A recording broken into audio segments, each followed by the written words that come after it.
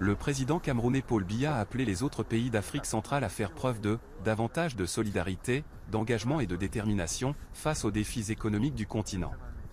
C'est ce qu'il a déclaré lors du sommet de crise de la Communauté économique et monétaire de l'Afrique centrale, CEMAC, qui s'est tenu lundi à Yaoundé. Lors de ce sommet, nous pourrons prendre les décisions nécessaires et urgentes pour remettre nos économies sur les rails, afin de nous prémunir contre une éventuelle crise économique et financière, a-t-il déclaré.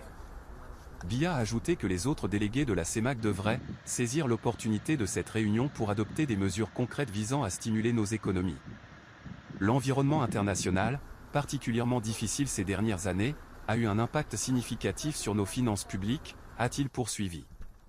Selon les chiffres récents, nos avoirs extérieurs nets ont considérablement diminué. Le président de la commission de la CEMAC, Balthazar Ngoga Edjoo, a déclaré que le sommet a permis aux partenaires au développement de finaliser la révision de leurs accords avec le Cameroun, la République du Congo et la République centrafricaine. Il a appelé les autorités de surveillance nationale et internationale à prendre des mesures collectives pour préserver la solidarité et la stabilité du système bancaire, a-t-il déclaré.